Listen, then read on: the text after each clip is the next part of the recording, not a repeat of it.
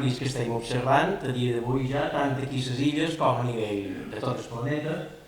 Llavors veurem en què són deguts els canvis, perquè per entendre o per posar remei sobretot hem d'entendre quines són les causes. Després veurem què ens espera en el futur. Aquí, diguem, una cosa molt important serà que el futur no està escrit. Depèn del que faguem a partir d'ara, el futur serà un o un altre, això és important dir-ho.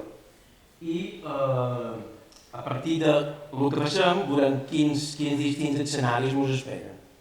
Llavors, una vegada escrit un poc el clima, tant el present com el futur, anirem al que són els impactes. Quins creiem que són els impactes més importants? Sobretot me centraré aquí a les illes, les Balears. I finalment, a dia d'avui tenim prou informació com per intentar mitigar, evitar no. El canvi climàtic, ja hi faré èmfasi amb aquesta idea, és inevitable a dia d'avui. El que sí tenim a la nostra mà encara és que sigui més accentuat o manco. Llavors, el que parlaré un poc del que hauríem de fer si volem que la cosa no vagi molt més enllà del que ja es fet. No?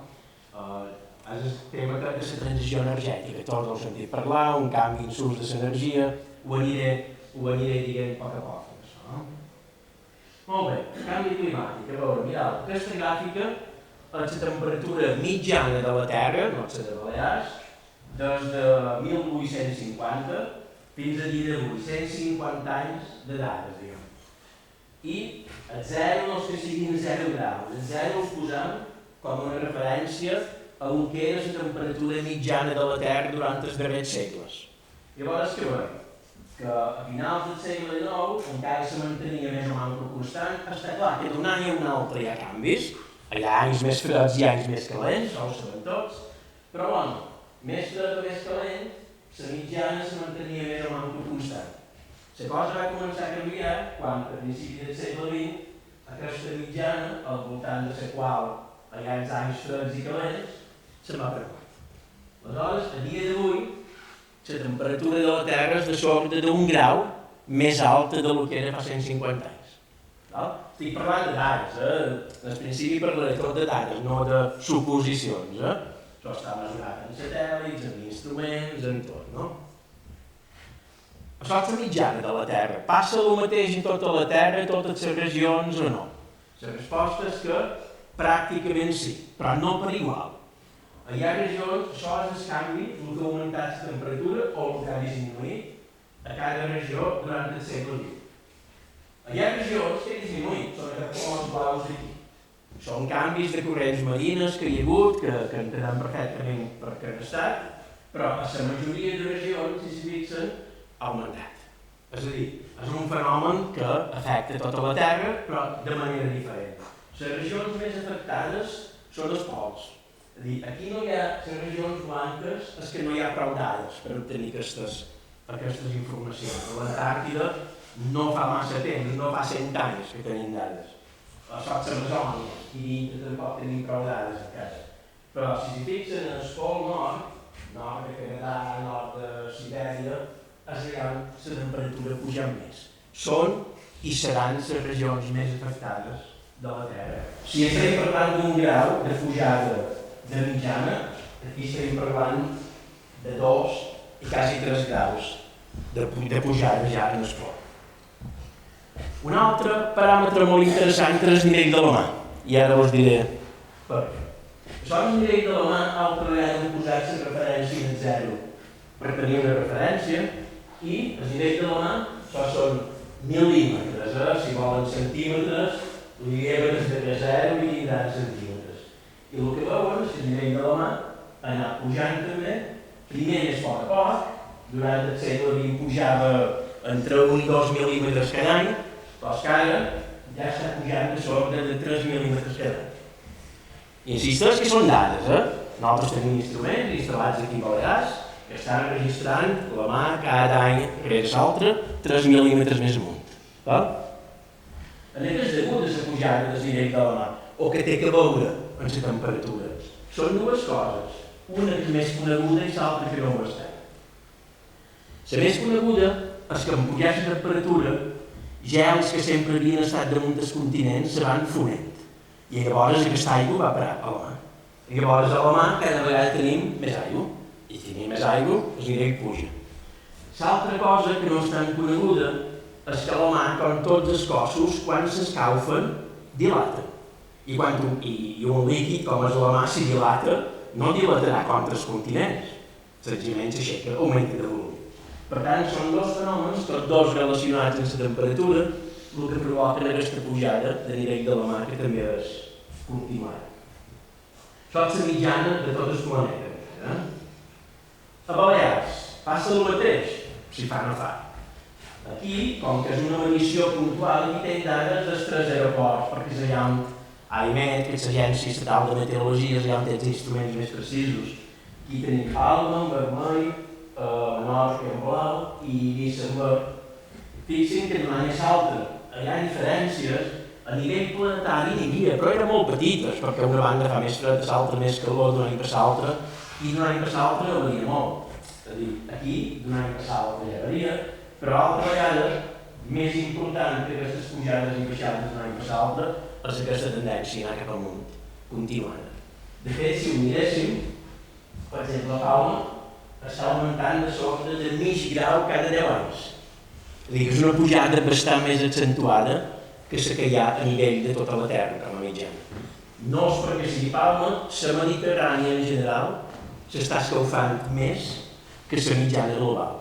He dit que els pols eren regions més afectades, però després dels pols venim a aquestes regions que estem un poc entre, diguem, en el nostre cas, entre el nord d'Àfrica i Europa, entre un clima semidesèrtic i un clima ja més temperat.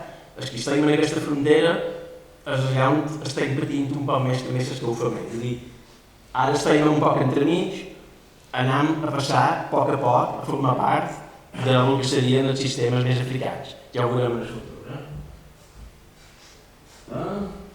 Un exemple clar, tot l'estiu passat, tots el recordaran. Ara veurem com us ve, però l'estiu passat, aquí no es veuen moltes nombres, si ho he posat és per una cosa, perquè de cara al futur parlarem d'un augment d'un grau, de 2, de 3. Si l'estiu passat va ser 2,5 graus més calent de lo normal. Jo ho dic perquè a vegades deim, bé, 2 graus no és molt. 2 graus continuats són molts. I si no, comparin si l'estiu passat amb el que seria normal, no? Si l'estiu passat van ser 2,5 graus, ho dic perquè en el futur parlarem de possibilitat de 2, 3, 4 i fins i tot 5 graus d'augment. Per tant, cal tenir dins el cap que, encara que sembli poc 2 graus és el que van tenir l'estiu passat, 2,5 graus. A la mar va passar el mateix. No per tota la Terra, quedi clar que va ser una onada de calor molt intensa a la Mediterrània i a la mar va passar el mateix, sobretot a la Mediterrània occidental. Se van arribar a temperatures, tot la desviació altra vegada respecte al que seria el mig, la mitjana. Estem parlant de 2, 3 i 4 graus per damunt del que seria normal. Se van sobrepassar els 30 graus de temperatura de la mar, que és una exageració. Molt bé, en què és degut? En què són deguts aquests canvis i sobretot aquesta pujada de temperatura que estem veient? Clar, a vegades, quan un sense gent, a vegades dins un bar, no té, no, és que el clima ha canviat sempre. No. És cert que el clima ha canviat sempre, clar que sí, però no m'explicaré. Miri, això és la temperatura de la Terra des de darrers 400.000 anys. Són molts anys, Sols el zero seria el moment present, ara estaríem aquí, i altra vegada com una referència hem posat el zero en el moment present, no perquè siguin 0 graus. Són molts anys, pensin que som com a tal va començar a sortir per aquí. Aquí ni existia. Eren monedes o el que fossin. Però a partir d'aquí ve la humanitat i la humanitat ha viscut només aquest tram. O si s'hi fixen, hi ha hagut èpoques, efectivament, en què la Terra ha estat 8 graus més freda que ara. Hi ha èpoques, si mirem aquests pics, en què ha estat més de 2 graus per damunt de lo que estem ara. Per tant, un pot dir, bueno, si hem tingut èpoques calentes i fredes, que ens preocupa d'aquest grau que ha pujat durant el segle XX. Ens preocupa el següent. Això són molts anys, i aquí hi ha la diferència. Si nosaltres mirem 1.000 anys, En 1000 anys, la temperatura sempre es mantenia més o menys constant. Vull dir, una cosa és que canvia. Aquí el que veuen són cicles. Si s'hi fixen, un cicle, un altre, i la causa és perfectament coneguda. És que això a la vida de la Terra no és tot l'estable que pensam. I com que té uns cicles, fa que la temperatura tingui que vaivents. En aquests moments de baixa temperatura és el que se diuen les glaciacions. Pot ser ben sentit a dir, el cop estava coberta de gel i els mamuts i que hi havia èpoques molt fredes. I aquestes èpoques són èpoques més càlides. Però com deia, en 1000 anys la temperatura no varia gaire. En 1000 anys, si s'hi fixa, són de l'any 1000 a l'any 2000. I sí que es va que varia un poc, però dintre de mig grau, només. El que preocupa és, aquí he tapat en entre els acòstics a les drets en 50, el que preocupa és el que ve d'ara. És a dir, que la temperatura normalment no toca variar tan ràpid, però ser un grau en 150 anys, això no ho havia fet mai. És a dir, que n'havia variat 8, sí, però en 100.000 anys, estem parlant de 150 anys. És a dir, que el que preocupa no és el grau, és el ritme de variació tan accentuat que diu. I en aquest sentit, clar, quan tu penses que pot va passar aquí, a mitjans del segle XIX, què va passar a mitjans del segle XIX? Pues el més remarcable que va passar a mitjans del segle XIX és la revolució industrial. És a dir, per primera vegada, la humanitat comença a cremar combustibles fòssils, carbó, gas, benzina, petrolis, i comença a emetre a l'atmosfera tota una sèrie de gasos que s'originen quan un crema aquests combustibles.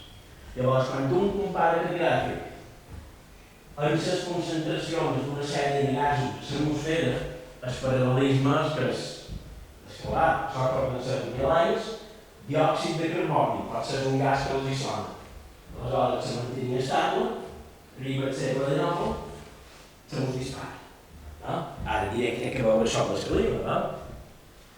Val a dir que els diòxids no interpreten necessàriament els gasos com a contaminació.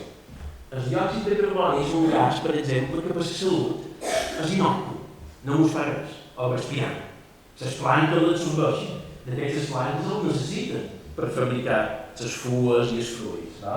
És un gas que per la salut no té cap problema. Òxid nitrós, directament, però dir que no necessàriament és aquesta contaminació que hi ha en moltes ciutats. No. És un gas amb el qual nosaltres convivim i que per nosaltres no representa cap problema.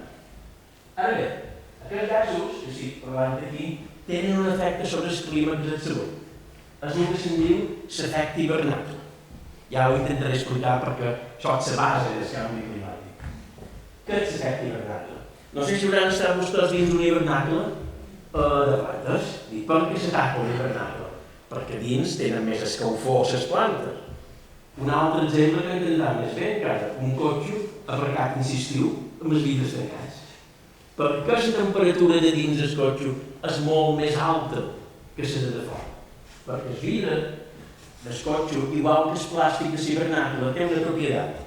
Deixa passar la llum del sol, les coses de dins s'escalfen i quan una cosa està calenta intenta reemetre el calor però amb un altre tipus de radiació que es diu infrarrojos. I resulta que els vidres que deixen passar la radiació del sol no deixen passar, o no tots, els infrarrojos. Per tant, la radiació entra, però llavors no pot sortir. I això fa que allà dins se mos acumuli la calor. Passa en un cotxe en estiu, passa dins un hivernacle de plantes, i a la Terra tenim una pel·lícula com una capa d'aquests gasos, diòxid de carboni, els metans, la d'aigua, que fa exactament el mateix efecte. Deixa passar la radiació, però a l'hora de sortir només en deixa sortir una part. Vull dir que es tracta d'un fenomen que ha existit sempre, i de fet, gràcies a que hi ha una espècie d'efecte hivernacle a la Terra, és possible la vida. Si no hi hagués aquests gasos que envolten la Terra i que ens tenen dins d'aquesta espècie d'hivernacle, la temperatura de la Terra seria 30 graus més baixa del que és ara. Difícilment seria possible la vida. Aleshores, no hi ha que dir que això no ha provocat l'efecte hivernacle. El que està fent som és accentuar-lo. Sempre havia existit. Però clar, Si abans teníem una quantitat de gasos de 280, doncs d'aquesta quantitat de gasos, ara estem, aquí no arriba ja, ara estem a 400 i pico de concentració de gasos. Per tant, el que estem fent és accentuar, augmentar aquest efecte hivernacle que sempre havia existit a la Terra. La Terra és com si tinguéssim un cotxe que li estem trencant a poc les vides i comença a rebollir més de l'economia. Tot s'acaba. Molt bé. Futur. Què passarà en el futur? Com ho fem per intentar prediure? Per intentar prediure el clima del futur, el que fem és emprar els mateixos models matemàtics que s'empren per les prediccions dels temps a pocs dies. Saben que avui en dia les prediccions dels temps són bastant millors del que eren, és a dir, mai són tan exactes com voldria, però el que fem, per tant, és fer previsions a 20, 30, 50 anys per endavant. Ara bé, hem de dir que hi ha una transició, perquè aquí també existe fàcil, és a dir, si a una setmana per endavant no som capaços d'endevinar si plou, a 50 anys per endavant com no podem fiar. Però bé, evidentment és impossible prediure si el dia 25 d'abril de l'any 2070 plourà o farà sol o estarà ennubulat. El que intentem predir és en promig. És a dir, dia a dia és impossible, però sí que som capaços de prediure si aquells anys seran més calents o aquests actuals. Aleshores, quan hi ha pujada de temperatura, no estem dient que som capaços de dir el que farà dia a dia fins aquí 100 anys, això és impossible. Però sí que som capaços de prediure amb bastanta fiabilitat com serà en província de mitjana el clima futur. Dit això, una cosa molt important, i aquestes són les idees que m'agradaria que quedessin gravades. Quan nosaltres només l'administració, els governs, i ens diuen com serà el clima del futur, doncs tu digue'm quina quantitat de gasos emetrem com a humanitat en el futur i jo te diré com serà el clima. Perquè resulta que sabem el que vam fins ara. Però què passarà aquí en el futur? Seguiran cremant combustibles fòssils? Els eliminarem? Els eliminarem en part? Perquè d'això depèn el que passarà a partir d'ara. I llavors què feim nosaltres? Com que és molt mal de saber ja que passarà, se fan el que se diuen escenaris, distintes possibilitats. A dia d'avui estem emetent de sobre de nivell de la Terra 40 milions de tonelades de diòxid de carboni cada any. Bon, estem aquí. Anem a suposar diverses possibilitats. Hem dit que la major part d'aquestes emissions provenen de cremar combustibles fòssils.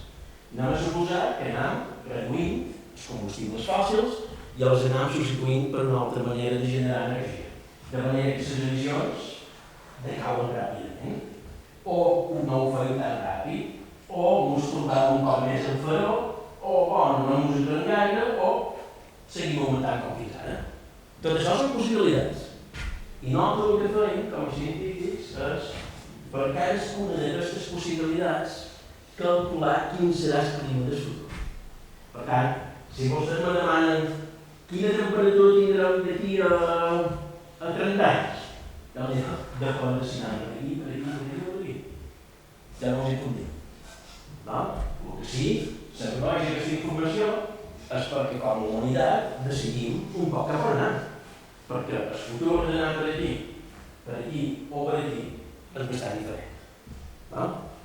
Llavors, aquest tema dels escenaris és un tema que jo dic que és una idea important que m'agradaria que quedés clara. I la segona idea, que també és molt important, és que el clima no depèn del que s'emeti a cada moment. Depèn del que tinguem emmagatzematge o del que hem tirat. Abans si m'explico.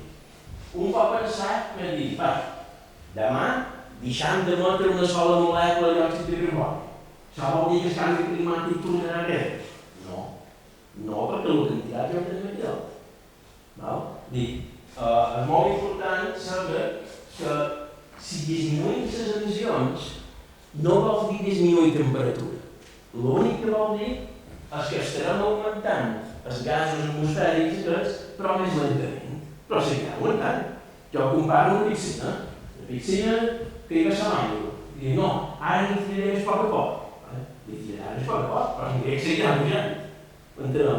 Llavors, l'única manera d'estabilitzar el clima i que no augmentin més les temperatures és arribar aquí.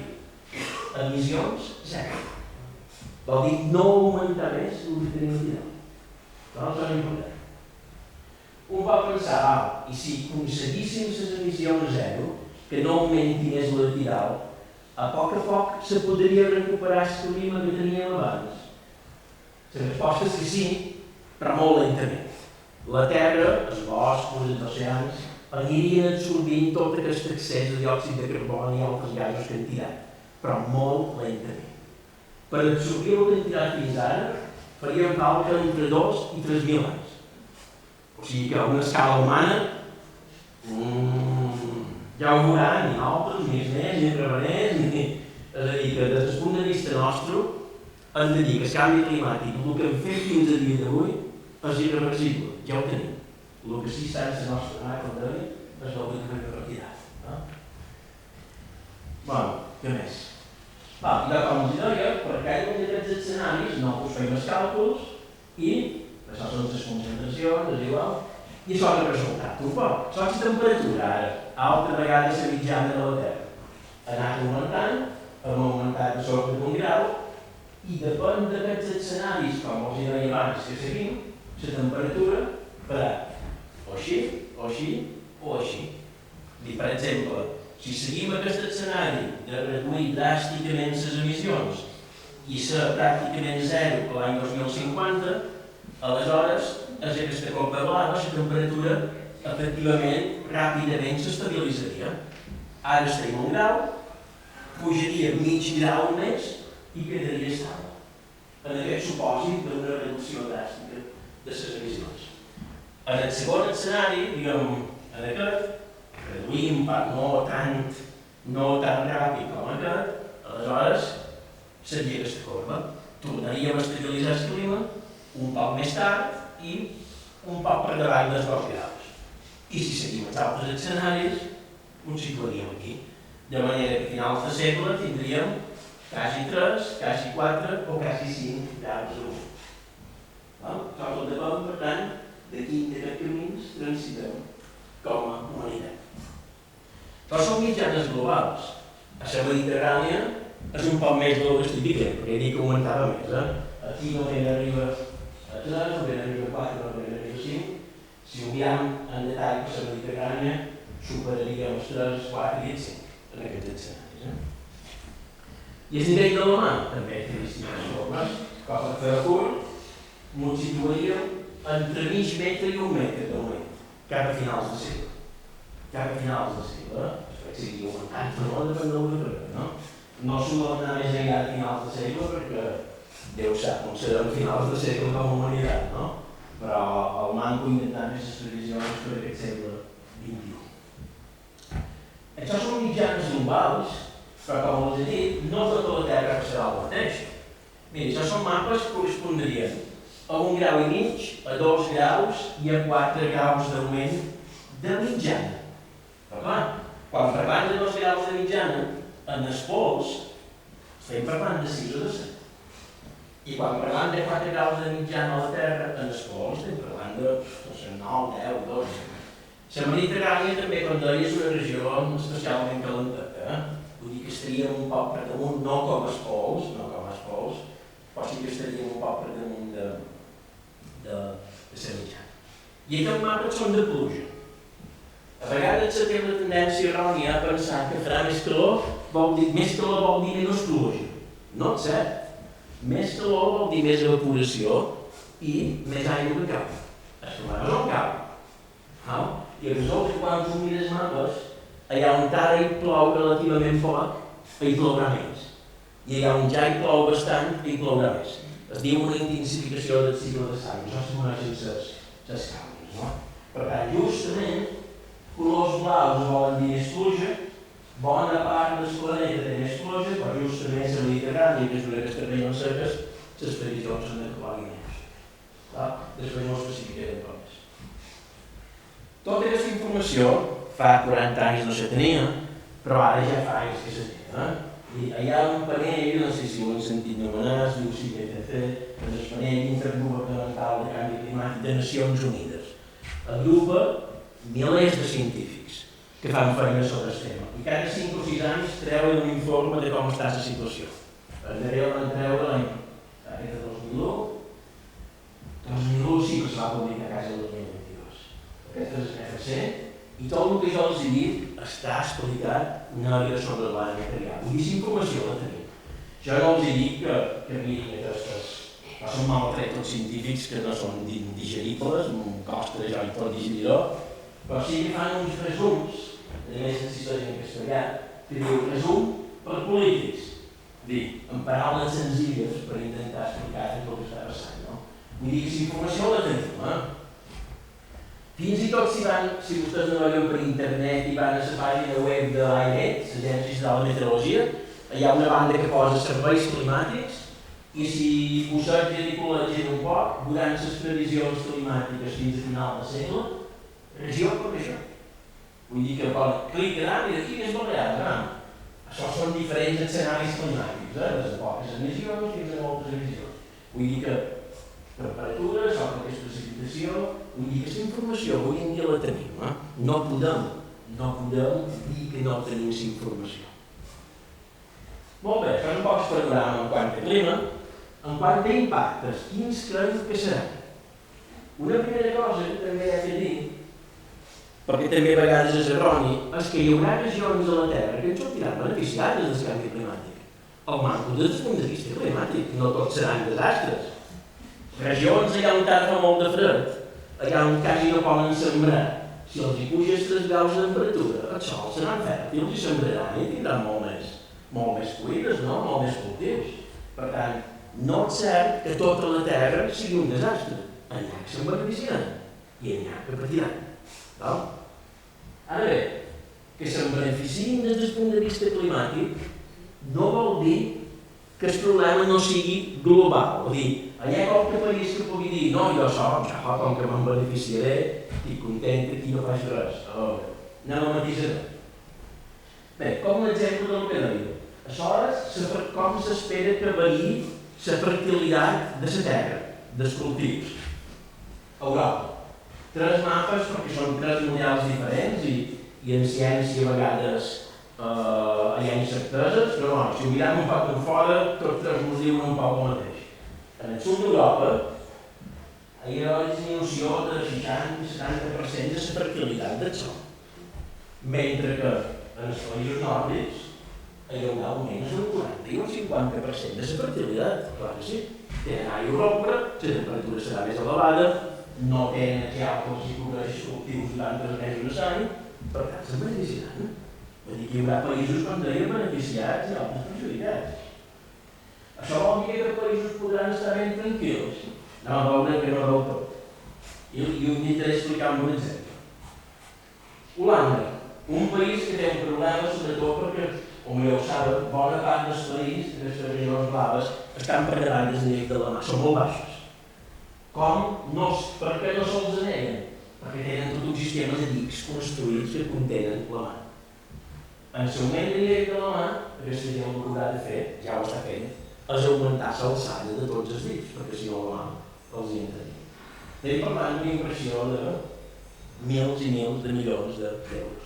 Però Holanda és un país relativament potent econòmicament, ho pot fer. Bangladesh, un país molt més poc conegut que l'Índia, també és un país molt baix de costa, també està molt avall. No tenen dics ni en tindran mai, no tenen doblers per construir dics. El país se'ls està inundant poc a poc, aquesta gent, com poden imaginar, no quedarà aquí esperant oferir-se. Aquesta gent que ho farà, migraran. Per tant, aquestes migracions climàtiques ja aniran en els països que han de seguir bé, són grans. Per tant, països que al principi poden dir no, nosaltres aquí estem molt bé, el que se poden preparar, no oblidem, és d'una llau de moviments migratoris degut a les crisis climàtiques que hi haurà. Per tant, és un problema global en aquest sentit. Encara que climàticament els països nòrdics puguin dir jo climàticament en sortiré beneficiat, amb altres coses serà difícil que se puguin sostreure del problema. De fet, hi ha estudis que mostren bastant clarament la guerra de Síria. La guerra de Síria se va originar amb una sequera molt important que hi va haver durant anys, que la gent que vivia al camp passava gana, se va mudar a les ciutats i va començar a haver fam a les ciutats descontent, i a partir d'aquí va escoltar una revolta i tot se'n va anar i tot va acabar com va acabar. Vull dir que una crisi climàtica a vegades pot originar coses ben sèries, no tot està controlat, com ens he de dir. A Balears, quins són els problemes que creiem que seran més importants? No explicaré igual la gràfica o molt poc. A Balears tenim un clima mediterrani típic. Què vol dir? Temperatura alta en l'estiu, baixa moderada en l'hivern, seria aquesta corba vermella, i la pluja. Tenim una pluja més o menys com primavera, pràcticament no tenim pluja en l'estiu, i aquí la major part de la pluja és a tardor. Setembre, octubre, amb aquestes ruixades i molts canvis, no? Clar, aquí a l'estiu tenim manca d'aigua, però sobrevivim més o menys gràcies al que plou en ciel. El que passa és que, si en un futur tenim més temperatura, farà falta més aigua. Si més a més hem dit que la precipitació disminuirà, aquí tindrem un problema. És a dir, tindrem més calor, la vegetació necessita més aigua per sobreviure quan té més temperatura i tindrem menys aigua disponible. I el que indica tot és que el que ara veiem l'estació seca, que era de maig a setembre, entre cometes, i ho estem veient ja. Se mos està carregant i ara l'estació seca està començant el març i acaba a setembre. I tenim mig any sec, abans tenim 3 mesos o 4. Ara ja tenim pràcticament mig any en què plou molt poc i la temperatura és molt elevada. Això és una característica que tindrem aquí segurament d'assolir. Les previsions no són bones, perquè això és el que se suposa, si seguim més o menys com ara, que quedarà desertificat en el futur. I si miren, de la península ibèrica se salva Pirineus, Cornisa Cantàbrica i Galícia. Tot el que més acabarà amb el clima que té a Manquara, Múrcia i Almeria, sense vegetació. Estic parlant de dècades, no estic parlant exactament, però estic parlant d'una sèrie de dècades. Vull dir que el tema de l'aigua, no només a Balears o a Espanya, a tota la regió mediterrània, el tema de l'aigua, que és un bé que ja és escàs, és un tema que en el futur serà més trobat. Una altra cosa, el fet de viure en illes fa que el tema de nivell parlant no es preocupi. A veure, no afectarà a la nostra supervivència, per suposar que no. És a dir, hi ha illes en específic, no sé si ho saben, que són molt baixes, s'estan anegant, la gent se n'està anant ja. No és el cas de Mallorca, ni de Menorca, ni d'Eivissa. Aquí a la mar pot pujar un metre, si l'altura és 1,5 metres, en el cas més, però 1,5 metres o 1 metre no anega Mallorca. El que sí anegarà són les costes més baixes. Quines són les costes més baixes? Platges. És a dir, el que sí patirà és la línia de costa de les platges. Nosaltres hem fet estudis, jo estava millor, això seria la platja de Palma, la línia negra és la línia de costa actual, la línia vermella és la línia de costa d'aquí unes quantes dècades.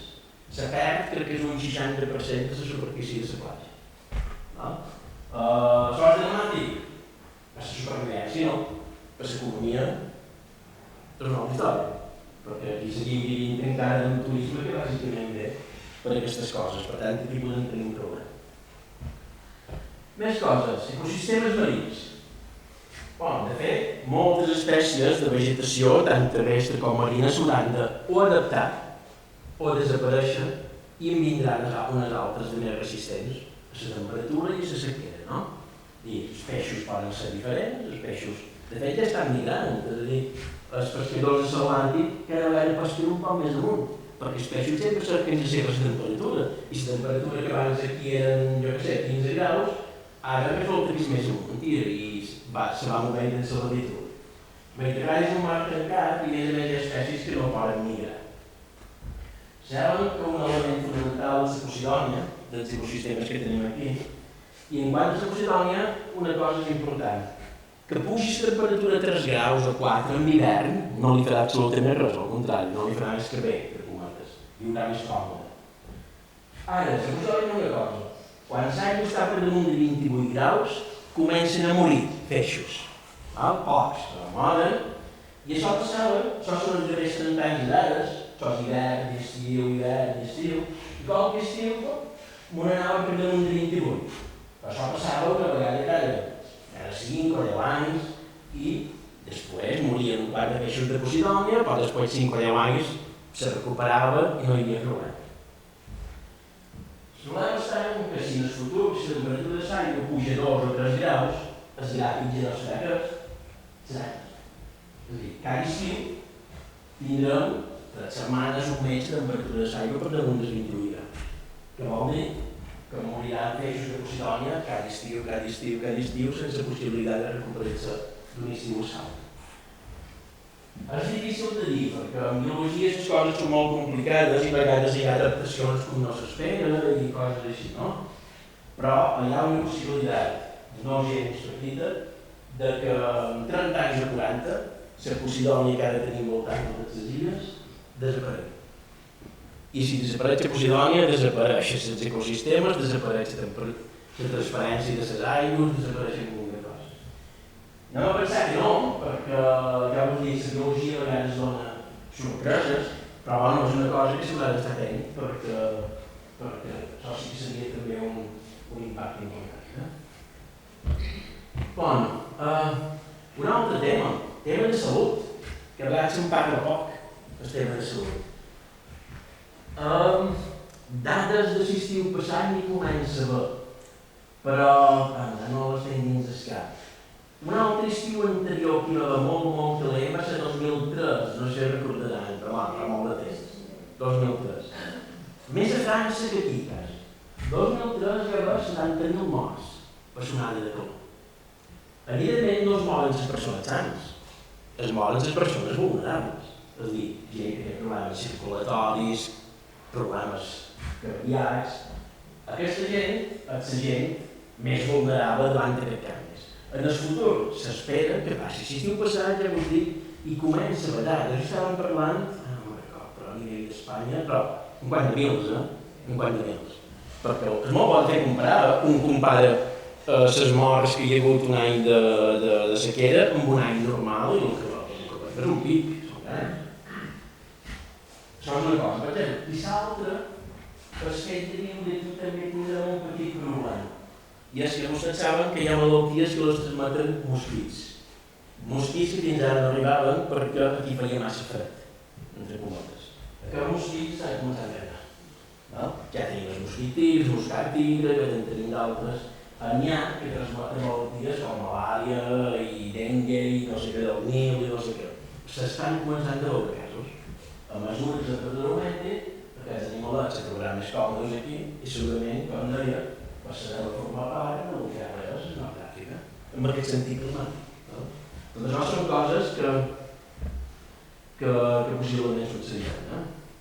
En resum, com us deia, hi ha impactes positius, que n'hi ha de negatius. La Unió Europea ha fet un mapa regió a regió que ha intentat sintetitzar tots els impactes junts. La fertilitat dels cultius, problemes de nivell de la mà, les malalties, tot. I aquest un mapa de quines regions creuen que són més vulnerables. Ja va un mapa. És a dir, en aquestes regions grogues o verdes, el canvi climàtic tindrà un impacte ben petit. Ja veuen quins són més mal parats. Perquè aquí ho tenim tot, en compte. Climàticament estem a prop d'Àfrica, per tant, seria més altres, Itàlia, com la Mediterrània. No és que Espanya sigui diferent de la resta de la Mediterrània. Per tant, sí que la nostra regió serà una d'aquestes regions que segurament patirà més impactes del que és la mitjana europea en diferents. Molt bé. Tenim el coneixement, vaig acabant, com deia, tenim el coneixement, sabem les causes, sabem el que està passant, tenim molta informació. Què podem fer per tirar? Hi ha dues paraules fonamentals. Una és adaptació. Adaptació vol dir, tant pateix el canvi climàtic, enrere no hi tornarà. Això m'agradaria que és clar. Per moltes coses que passem, el màxim que podrem fer és estabilitzar el clima, però no ho farem tornar enrere. Per tant, us haurem d'adaptar. Us haurem d'adaptar en aquest grau que tenim ara, en el grau i mig, en els dos, o ja podem quants, com us haurem d'adaptar. Què vol dir adaptar? Moltes coses. Vol dir, per exemple, canvis en el disseny de les cases, vull dir, fer cases més fresques, vull dir, abans se construïa sense tenir en compte aquestes coses, ara l'urbanisme ja es tenen en compte que una casa sigui fresca, que estigui ben aïllada, a nivell de ports ja ho estan començant a planificar, ports de l'Estat, que és el responsable de tots els ports d'Espanya, ja té la planificació del que haurà de requereixen tots els dics, perquè si el nivell de la mà es puja 20, 30, un metro, aleshores, evidentment, els dics animals ja no serveixen, s'hauran de requereixer tots. Aigua. S'haurà de millorar tant la captació i l'aprofitament d'aigua, que l'hem descuidat un poc, perquè hem passat de tenir cisternes que s'aigua de pluja, són que no la podrem recollir, xarxes de distribució més ben optimitzades, que no tenen pèrdues, i reutilització de l'aigua. Fer una depuració prou bona que com a mínim serveixi per res. És a dir, l'aigua és i serà encara més un bé escàs, per tant, anem a treballar tot el suc que puguem. Activitats agrícoles, ho han canviat. Segurament, com deia, hi ha cultius que ara són viables que no es fotoproduiran. Llavors s'hauran de substituir cultius per un altre, i tota una sèrie de canvis que segurament haurem de veure més fresc que tard. Ara bé, tot i així no pensem que ho arreglen tot, és a dir, si fa calor, farà calor i en patinem, i també m'agradaria fer èmfasi que aquests canvis no són gratis. És a dir, estem parlant d'un cost econòmic important. Fa 30 anys, quan ja començàvem a parlar de canvi climàtic a nivell científic, tot i que en el primer encara era una paraula que sonava exòtica, ja va sortir un informe que deia que seria molt més barat prevenir el canvi climàtic que voler fer front. No han fet cas. Ara volien fer front. Com us dic, estem parlant de mils i mils d'euros, mils de milions d'euros, per fer tot el que estic dient aquí, sovint durant el temps. I nosaltres encara estem un país que més o menys no té recursos. Per no oblidar una cosa, hi ha tota una sèrie de països que patiran tant com si nosaltres el canvi climàtic i que no tenen recursos per fer front al que els ve. I que encara més són països que no han emès tots aquests gasos que estan allà dalt, perquè els que els han emès són altres. El món civilitzat. Els països del tercer món no són els responsables del problema, són els que ho patiran i són els que no tenen recursos per fer-hi front. Per tant, hi ha un tema aquí de justícia que se'n podria parlar una bona estona. També val a dir que en totes aquestes cimeres climàtiques s'ha creat un fons ja econòmic d'ajuda en aquest país. I els països occidentals més o menys són conscients de com està aquesta cosa i sí que és bo que s'estan transferint d'ajudes en aquests països, menys del que hauria de ser, però per si tenen curiositat, ja que parlant de qui ha estat el responsable de les emissions, aquí tenim les emissions de distints països o conjunts de països, en aquest cas de l'any 70, només són 40 o 50 anys de dades, però coses curioses. Per exemple, a Europa, que és la línia verda, els esforços que han començat ja a disminuir les emissions. Els Estats Units s'hi ha posat més tard, però també ho està fent. El que passa és que hi ha que ser molt al revés. Línia vermella, i són aquests? Xina. De tota manera, hi ha que anar molt alerta a l'hora de dir mira, ara Xina, no sé què, tal. Per exemple, maquissacions. Per què és que Europa i els Estats Units estan disminuint les emissions al manco en part? Perquè hem deslocalitzat tota la indústria. Ara ja no fabriquen nosaltres. Ara el que consumim ho deixen. I els xinesos fabriquen, sols hi carreguen ells les emissions i nosaltres consumim els seus productes. I si vosaltres miréssiu del que tenim aquí dins el que està fabricat a Xina, molta cosa. Per tant, tenen alerta per dir, no, mira, els xinesos el que estan fent. Bueno, els xinesos estan fabricant per nosaltres. Per tant, les emissions hi ha que anar alerta de una altra cosa. Com que això està per països, els xinesos són 10 milions. Quan anem a emissions per càpita, per habitant, un xinès encara té menys emissions que un espanyol. Per tant, una alerta. Aquí sembla moltes, però 100.000 milions també, però per nom per habitant, encara tenim més que nosaltres. Vull dir que no es tracta ni de dir quins són els bons i quins són els dolents, la història és que tenim. Un altre gràfic que voldria destacar aquí és que sí que es va que està reduint, però hi ha dos sectors que s'estan creixent sense aturar, i són el transport aeri i el transport marítim. Derivat de dues coses. Primer, la globalització. Tots aquests productes que ara ens venen de Xina i d'Àsia venen d'alguna manera. El trànsit marítim ha augmentat un desastre. I el trànsit aeri no es transporti mercaderies, però la gent se mou, com mai s'havia mogut. És a dir, la gent és capaç de tenir l'altre cap del món per un cap de setmana. Aleshores, això fa que també les emissions del trànsit aeri, els avions són molt, en termes relatius, són molt més barats del que eren. Viatjar avui en dia és que surt arreu de Canal i Jove. Per tant, la gent se mou i el transport, tant aeri com marítim, s'ha augmentat molt. Si ho mirem a Balears, perquè dir, al món, què hem de fer nosaltres a Balears? No vull donar tampoc explicació, però a Balears són dos sectors fonamentals. Aquí no tenim indústria. Indústria vull dir siderúrgies o indústries que emetin aquests gasos. Aquí tenim una economia de serveis i les emissions provenen de dos sectors fonamentalment. La generació d'energia elèctrica i el transport. Són els dos fonamentals, tant aeri com marítim com terrestre. Amb una diferència. La generació d'energia, aquestes tres barres que tenim aquí són l'any 90, el 2005 i el dia d'avui. La generació d'energia va créixer, però ara està disminuint. En quant a emissions, perquè, primer, la generació és més eficient. El carbó era el pitjor combustible que podíem tenir. S'ha tancat el morterà, si ho saben, és un morterà que donava carbó, la central de l'Alcúdia. Ara se crema gas. El gas segueix tenint emissions, però no tantes com en carbó. També s'estan implementant de manera tímida les renovables. Vull dir que en temes d'energia sembla que hem doblegat la curva i començam a disminuir les emissions. En temes d'esport, tot va per amunt. Ja hi ha més cotxes, més avions i més barcos. I de moment no hi ha qui posi fre en aquesta cosa. Per tant, a Balears les emissions no estan disminuint, estan, de moment encara, augmentant. En la pandèmia vam fer poc així, clar, tot se va aturar, però ara tornem a començar a fer un poc així.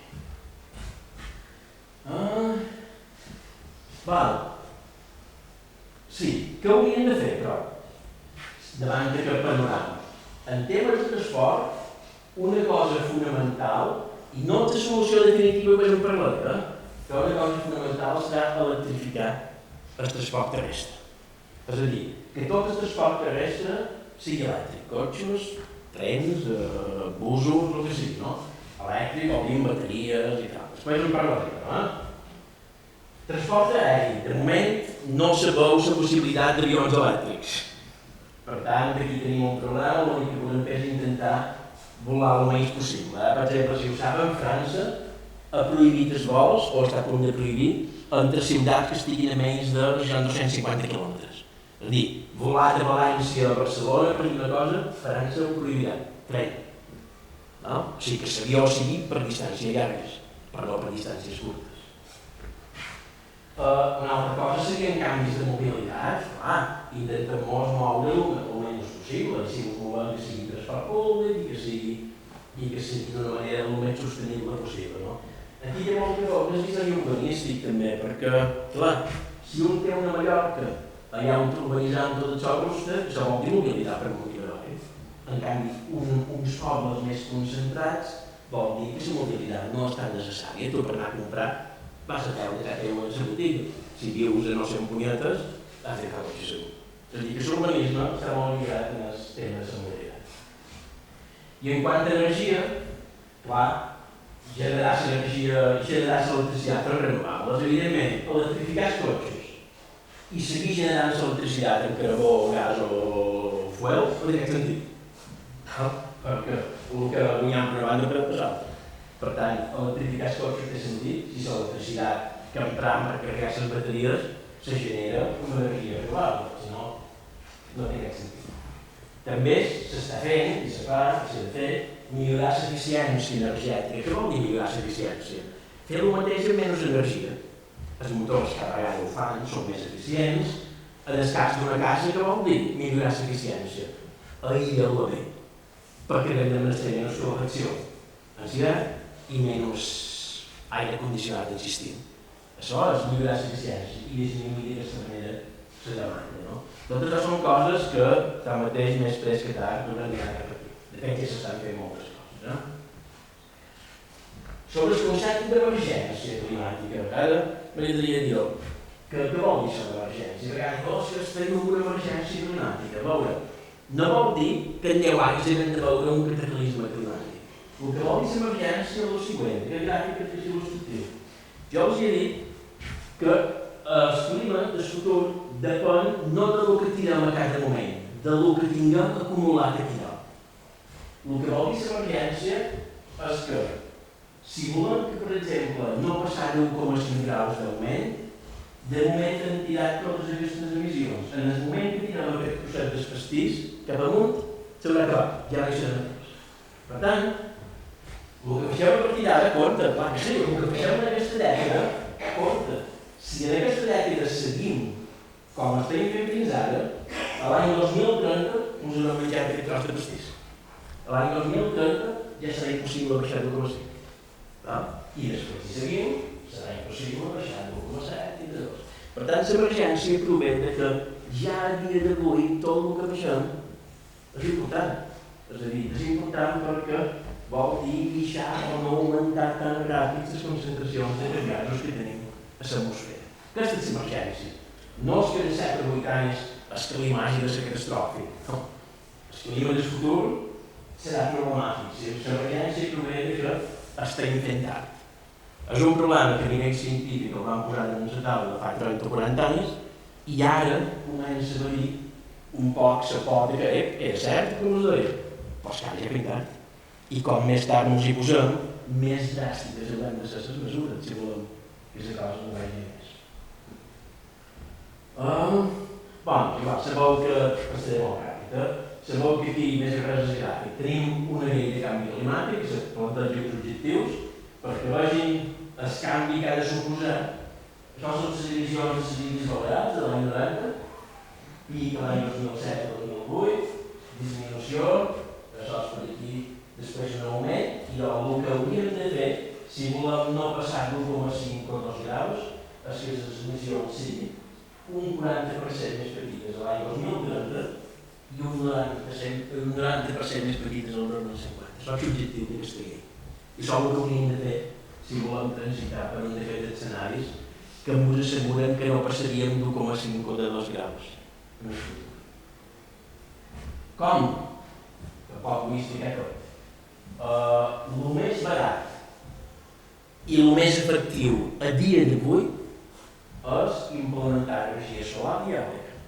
Són energies que ja són barates, són energies que tenen una molta capacitat de millorar molt l'eficiència. Una placa d'alla del carrer de veure una placa solar, una placa de fa 10 o 20 anys, de manera que el futur segurament n'hi ha res. Ara bé, llums i ombres.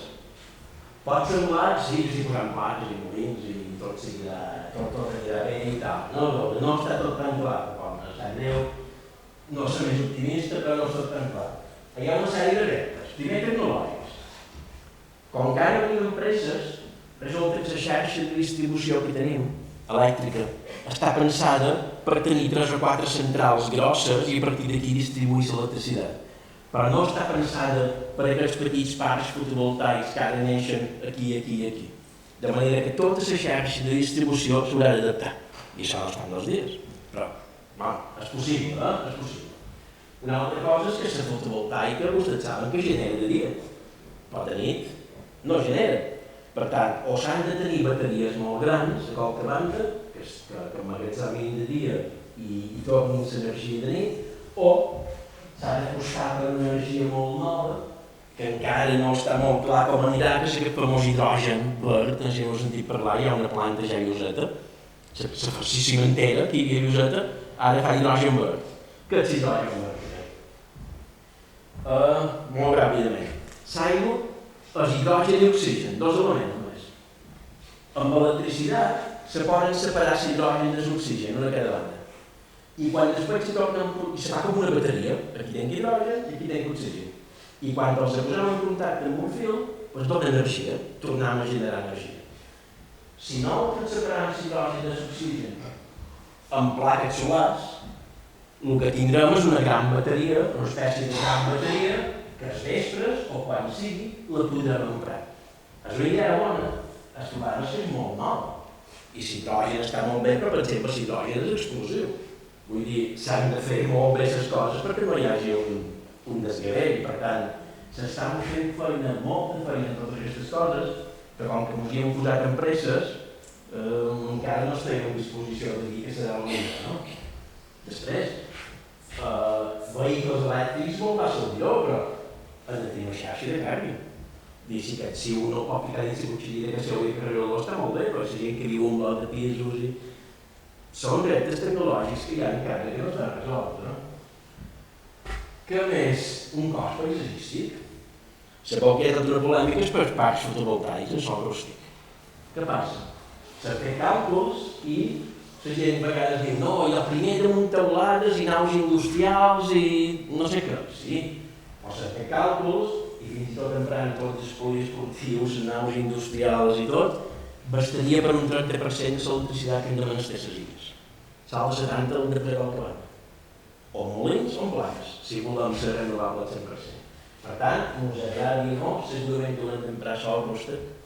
Ara, després ja que veure ens posa, com el mateix. Evidentment no els posarem en un espai natural, però sí que s'hauria de fer una planificació ben feta de dir, aquí sí, aquí no, depenent del valor paisatgístic, però que segurament s'haurà d'emprar sol rústic per posar parcs fotovoltaics, té poca significació, no? Tot i que ningú li agrada veure un camp sembrat de plaques, home, que jo no. I realment el més important segurament és que totes aquestes noves tecnologies no està molt clar que siguin del tot sostenibles. Què vull dir? Posem un gràfic. Un molí d'aquests de vent antics emprava, quin materials emprava? Llenya, metall i pedra i poca cosa més. L'energia alternativa renovable està molt bé, però empren de més 30 elements químics que no són gens abundants a la Terra. Per això són tan eficients, perquè s'han ficat aquí uns elements que vostè segur que és nom i els hi són. És a dir, noms estaníssims. Elements que són escassos a la Terra i que s'extreuen de, diguem, la pot. Majoritàriament d'extracció nova, per exemple. En el qual no està clar, és liti mateix. Les bateries saben són de liti avui en dia. El liti és un element que n'hi ha bastant, però no està clar que hi hagi prou liti a la Terra perquè les bateries dels milions de cotxes que ara tenim funcionant de llum. Per tant, hi ha tota una sèrie de reptes que haurem d'anar responent a poc i veure com va, no? Bé, això ho passaré. Va, què hem de fer, això? Sembla un panorama com molt desolador, no? Hi ha coses importants. El primer, fins ara teníem una economia que era, per dir-ho d'una manera lineal o extractivista. Què vol dir? Extrair materials de la terra, els empram i els tirem. A un abocador o ja ho sé. Haurem de passar decididament cap a una economia que es diu circular, que és extreure, emprar i reciclar tot el que puguem, perquè el que no podem fer és extreure materials contínuament perquè la terra sembla estar tan petita. Per tant, si de canvi, és que tot aquest tema de reciclatge s'ha de potenciar, però moltíssim.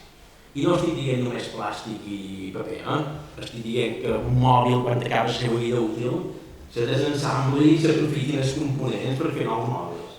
Això és complicat, però d'altra banda és una generació de llocs de feina també. Ben no. Una altra cosa, segurament us tocarà. Estem en una societat que és altament consumista. És a dir, estem acostumats ara a consumir fins a un punt que segurament està molt més enllà de lo necessari. Aquest reciclatge dels materials segurament s'haurà d'acompanyar amb un poc més de seny a l'hora d'emprar les coses. Perquè bona part de l'energia i bona part de les matèries primeres, més que emprar-se, a vegades se'n malbarata. Per la qual haurem de tornar un poc a les idees dels nostres avantpassats d'aprofitar més les coses, que era quan hi havia poc, perquè tornarem a una època segurament en què no ho ponderem. En definitiva, perspectiva, el que ens estem trobant per primera vegada com a humanitat és que el planeta se ens està quedant petit. Semblava que el planeta era una cosa de la qual podíem extreure tot el que volíem, a Alemanya podíem tirar tot el que volíem, ara començàvem a veure que no, que el planeta té un límit i com a co-creador també el planeta té un altre límit. Per tant, això el que diu és replantejar tota la relació entre la humanitat i la Terra. I jo a vegades penso com un matrimoni que ara mateix la humanitat i el planeta no van molt ben avinguts, si la cosa acaba en divorci, és qui perdrà serà la humanitat, perquè la Terra seguirà. És qui no seguirà, potser serà la humanitat. Bé, com us dic, tots aquests missatges que semblen missatges de cèl·lules radicals o de grups radicals o d'ecologistes, són de Nacions Unides. Ho diu Nacions Unides, no ho diuen segons quins grups, ni hi ha informes que de Nacions Unides que diuen senyors, la humanitat està ara en una cruïlla que ha de decidir cap on vol anar. I depenent de cap on vagi, podem anar cap on col·lapse i depenent de cap on vagi, podem anar controlant les coses. Però hem de ser conscients de que viure com hem viscut fins ara, de la manera que hem viscut fins ara, no vol dir que visquem pitjor en el futur. Hem de viure diferent, ens hem d'acostumar a fer coses diferents, perquè tal com ho hem fet fins ara, segurament el futur no en tenim. Bé, també hi ha un informe a nivell de l'OES, que feia un comitè de científics, experts en el tema, per si tenen curiositat. I finalment, som el director d'un laboratori de canvi climàtic de la universitat, que el que intentem és transferir totes aquestes idees perquè el primer és que la gent sigui conscient i estigui informada, perquè bona part dels problemes que la gent no està informada del que està passant. El primer és que deixi informació i el següent és actuar en conseqüència. La universitat, per defensar l'Emport, s'ha compromès que d'aquí 2 anys tota l'electricitat que empra ja serà d'energia renovable. Estan posant plaques, estan fent un munt de coses. I l'any 2030, si tot va bé, tot el que generi la universitat ja serà també renovable. Vull dir, no només l'electricitat, tots els cotxes seran elèctrics, és a dir, que l'any 2030, si els equips rectorals compleixen, la universitat serà el que es diu lliure de carboni, és a dir, serà una institució que no emetrà una sola molècula de carboni a l'aire, de diòxid de carboni. El manco de manera directa. Després hi ha un problema d'edat que té la universitat, i és que està fet 14 quilòmetres de pau. Perdó, 7 quilòmetres. Què vol dir això? Que cada dia tenim un trànsit de 5 o 6.000 cotxes que van i venen. I això la universitat ja ho té molt més mal de controlar, evidentment. Quan estic parlant que la universitat no emetrà una sola molècula, estic parlant com a institució. Tots els estudiants i professors que se mouen cap allà, nosaltres hem intentat que s'adoptin mesures de restringir l'aparcament, obligant transport públic i tal, però costa molt. No sé per què en els llatins mos costa tant els mediterranis. Jo vaig estar a Anglaterra després del doctorat per d'anys, en els campus de la universitat que jo estava no s'hi podia accedir en cotxe. Tothom anava en bicicleta, professors, alumnes o en bus. Aquí, si mos diuen que hem d'anar a la universitat en bicicleta o en autobús o en metro, se buscaven els anells. A veure, som el que som i estem mirant d'estar. Costa, gràcies.